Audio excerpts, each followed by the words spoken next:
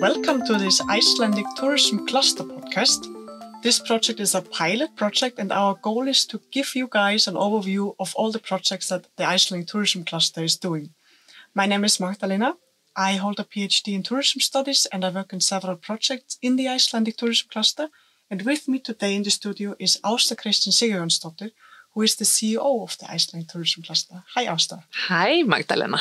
Ásta, can you maybe sum up for those of the listeners that are not familiar with the organization? Like, what is the Icelandic Tourism Cluster and what is the role of it? What purpose do you guys have? What are you doing? Yeah, well, a big question. We are a network of organizations that represent the value chain of tourism, if you can say, or the ecosystem of tourism. We work with our members on a really focused projects, and our aim is always to strengthen the competitiveness of tourism companies and also to create more value. So value creation is a really, really strong DNA in every work that we do. Mm-hmm. And the three main focus project that we have decided to work on, they are related to sustainable and regenerative tourism, innovation, and digital solutions and travel tech. So those are the big pillars, and then we have several projects underneath each and every focus area.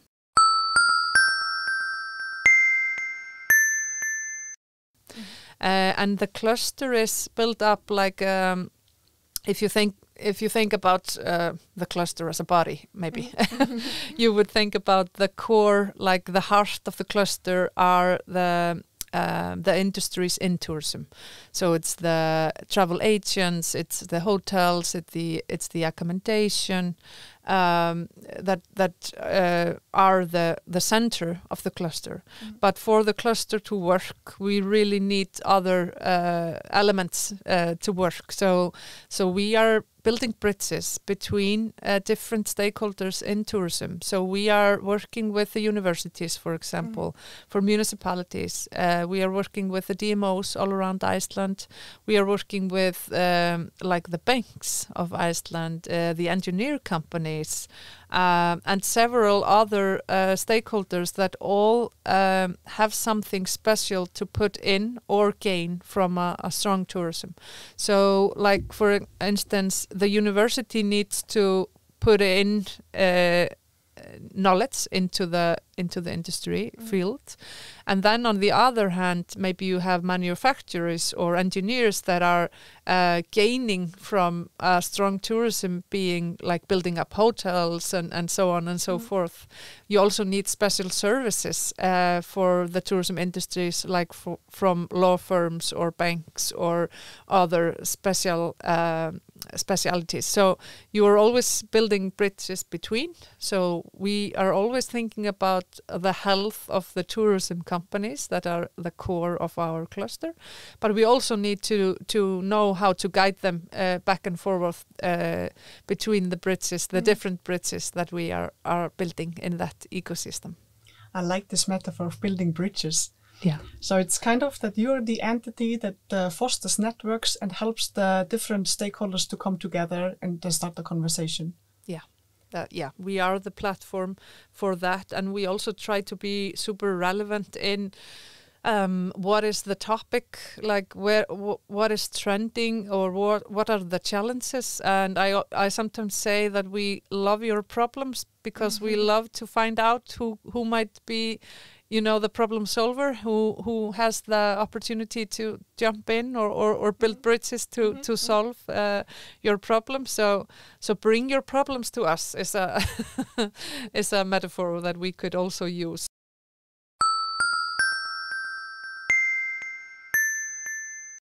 and also to connect different people. Like when you start to talk to people in this field, you feel like, and then you get the sense of, okay, I've heard this conversation now 3 times. I think those people need to talk together, and then maybe you talk to the third or fourth person, and she has the solution. So then you can connect them, and the true magic will happen when you get the opportunity to connect people that you know that will solve problems when they really meet and start to work together. That's so valuable, especially if these people would have never met if you wouldn't have brought them together. Yeah, well, me or someone, but I mean, this is the network, and this is the field to do that and make that happen. So at least we try to be useful in those sense to really connect people that we believe can do something more together. Mm-hmm. And you do that by being involved in a wide range of interesting projects, also both on Icelandic level but also international level. And in this podcast, we wanna use this podcast as a platform to introduce some of them. Can you maybe give us a short overview of the projects that are currently ongoing in the Icelandic Tourism Cluster? Yes, I can. As I said, just to try to make it simple, if I take, for example, the pillar, the focus project of sustainable and regenerative tourism, we have an ongoing project called Responsible Tourism, where everyone can sign up, and we give them this platform of toolbox that they can have a self-assessment toolbox, where they can, for example, put down their own sustainability strategy or put down measurement goals to also connect to the SDGs and just get stronger in what they are doing already. We always call this like the first step that you can take towards sustainability, to be working on this responsible tourism in this responsible tourism field. Then if we jump to the next step, we have a Nordic project called Nordic or Nordic Regenerative Tourism. There we connect with partners from 5 countries in the Nordic countries, and we also provide both this common understanding of what regenerative tourism means for the Nordic concept, also toolbox for the companies and pilot projects, so the companies can work together on building new products, for example, and make more value.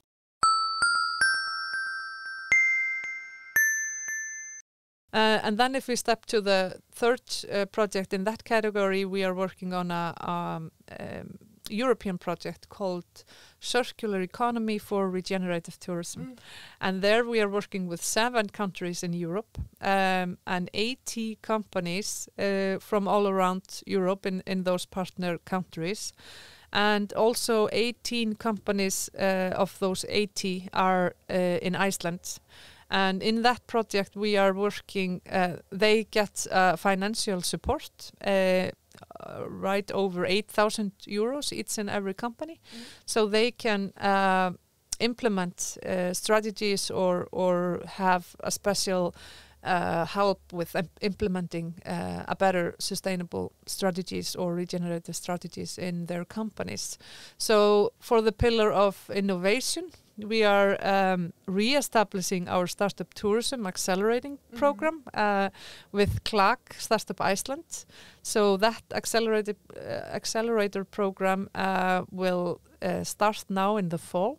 Yeah. And there will be 10 companies chosen, or entrepreneurs in tourism, that will be chosen to be a part of that. And the focus now will be on sustainability and technical solutions in sustainability, and how we can accelerate towards more regenerative and sustainable companies and way of thinking. So that will be super exciting also to take part in that.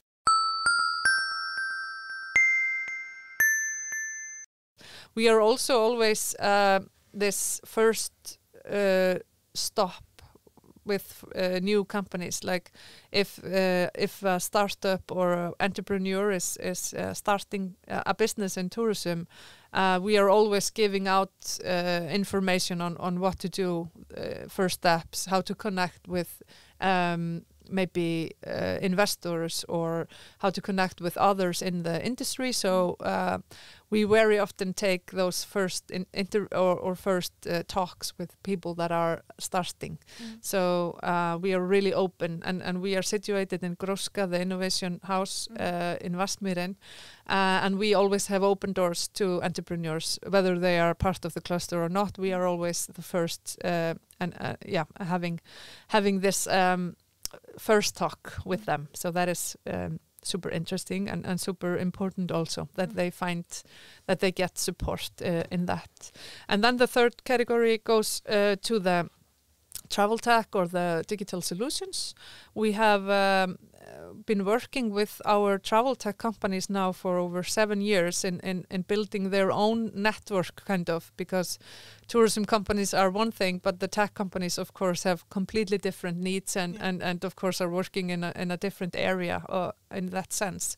So we have been hosting, alongside with the tourism board, the Iceland Travel Tech exhibition and conference now for, let's say, about 5 years, and that's a platform where we can invite our tech companies to come on stage and tell about their solutions and what is out there and what is new and so on, and also for the tourism companies to seek more knowledge and also to connect to the travel tech companies. We did that a little bit different this year. Then we hosted this matchmaking event between the tech companies and the tourism companies. So there were over 80 companies, both from travel tech and tourism companies, that met together on short meetings. Like, I think we hosted over 500 meetings with them on a 2.5 or 3 hours, and that was really great, because we also hosted that in the tourism week that we did for the first time with all the major supporters in the tourism sector, like the associations of tourism and Business Iceland or Visit Iceland and Tourism Board, and also all of the DMOs from all over Iceland. It was such a great event, and the whole tourism week also had a lot of great events going on. And then in the same sector for the travel tech, we also have been participating in this Nordic Travel Tech Network, where we have been available, or we have been providing our companies a seat in a Nordic Accelerator program with the aim of travel tech. So I think there are about 5 companies from Iceland that have gone through that accelerator program. It's online, and it is organized by the Startup Norway. So it's a completely different thing for what we do, but we by being in this project, we can provide them with this new knowledge, and being a part of this Nordic network has been really important. And then on the European level, we are working in a project called Tourbit, and there we can support 7 companies in Iceland that are implementing new tech or digital solutions into their companies. And as the same for the circular economy project, we can provide them with over 8,000 euros each. So they are working on this implementation, really different projects, but really like each and every company has done so much more than only using their 8,000 euros. So they are investing heavily in new tech, and some of the tech is also connected to sustainability. So our dream of the sisters tech and sustainability with the use of innovation is really coming true in some of those projects. So that is a short overview of our projects, but of course also we host a lot of workshops and conferences and seminars, and we try to be really like open and we are always willing to organize events that are for ideas that come from our members. Like we hosted the storytelling workshop, we hosted this marketing, like with specialists from the marketing sector, and then we are planning on a deeper conversation about how to run a good business, how to dive into your Excel sheets and really nerdy things. So that we really want to sit down with our members and give them the opportunity to learn from each other, and this peer support is super important. So a short intro to that, I would say. So also like hands-on things, like what do companies need? How do they need what tools to operate their business? Absolutely. Yeah. That's so interesting. And I think also like this overview of the projects that you're giving, all these topics like innovation, sustainability and digitalization, they go with the ongoing zeitgeist. Yeah. I think it is very important. And what I also like is like how you interconnect these topics within these projects. So that sounds very valuable. Our first podcast episodes, they will focus on the Nordic project that you mentioned, the Nordic Regenerative Tourism project. It's a super exciting project where I am myself part of it. Yeah. And in the next episodes, we will hear stories from our various partners in this Nordic project. And we are very proud of the Nordic project. It's a pilot project. Can you maybe shortly tell us like what makes the Nordic project so special, and why the cluster sees value in this regenerative tourism, which is a new stream of thinking about sustainability? Yeah, we are super proud of how we have managed to organize the project. It started in 2022, and we wrote an application to the Nordic Council of Ministers. They are the founders and provide the funding into the project. So we took part of a really big competition about projects in that, and we wrote a heavy application to tell about what we wanted to do and why we thought this was a really important thing to put on the agenda.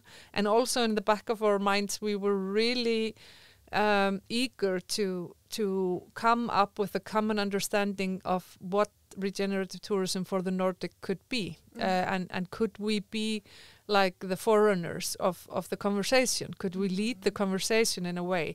And if we could lead it in a way for the Nordics, we could absolutely lead it for the Icelandic, of course.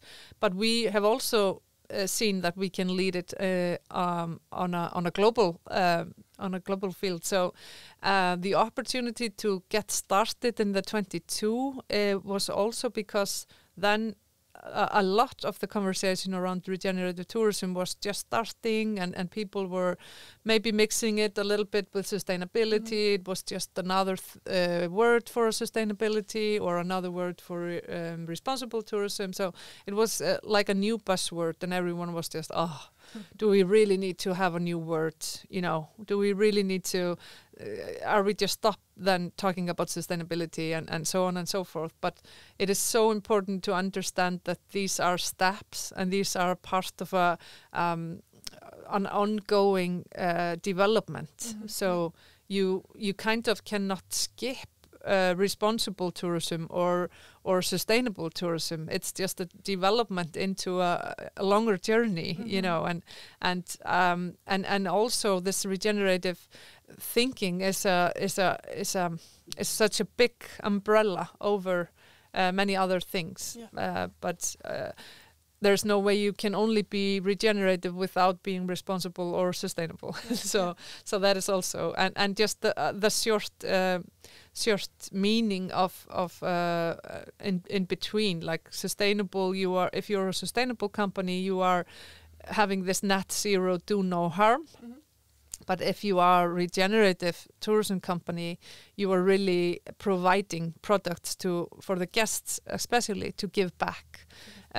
So it's always about a positive impact on the society that you are visiting, the destination that you are visiting, and how to get products that will help you as a guest to do that. And we really think that people that are traveling, they are more conscious of what they're doing and where they are going, and they want to leave less behind, but they need help. I mean, they won't do it just out of their own curiosity. They need to be guided, and they need to see also the value and learn what is good and what is bad, and so on and so forth. So this is also a huge opportunity to us to be to educate people, and it's really important. It's a really important development step for us also to be able to lead the discussion, to be able to get all the Nordics around the concept of doing this together. And Nordic is just a starting point, I think, and I hope. I mean, now we have the third year of Nordic funded, and the Council of Ministers are funding that. We work in the project through the Ministry of Iceland in tourism. So they are our supporters, kind of, in that. We lead the project on their behalf, and Ólöf is the project leader for the Iceland Tourism Cluster in that sense. And you, for yourself, of course, have been involved in this project for the beginning, and also for Jessica and others that have really been giving a lot of inputs, and we have had this opportunity to develop this right from the scratch. So I think that is also such a big opportunity to dive into both the research part of it, but also the practical parts, like how can the companies use this and do this in a better way. Yeah. Like this new way of thinking, like you say, it's not just like sustainability 2.0. No. It's a new way of thinking. It's the next step. Yeah. And I also like how regenerative tourism is translated to Icelandic nærandi ferðaþjónusta, which means literally nourishing tourism. Yeah. So I think this also shows like this aspect of giving back. Yeah, that's true. We have also heard auðgandi ferðaþjónusta, which is in the same way something that gives you the sense of you're doing something that is better, that is deeper, that is like something that makes you a better person. You know, it's something that adds to your life and to the lives of others. So I think with that sense that we are thinking, like, and also like we have been talking about in other conversations, like how we choose to use tourism and not the other way around. Yeah. Like we should use tourism as a tool to build up, to make things better, but not to be in a reactive mode, trying to control something in the backseat or always like running after the bus, kind of like not having control. We really need to sit down and understand and decide how we are going to use tourism for the better. Like, yeah. That's so important, like this rethinking in order to achieve something better. Yeah. That's great, Ásta. Thank you so much for this overview. And in the next episodes, we will hear some success stories from partners from the Nordic project that will tell us a little bit like how they see this rethinking, how they gave back. Yeah, such a great idea. Thank you. Thank you.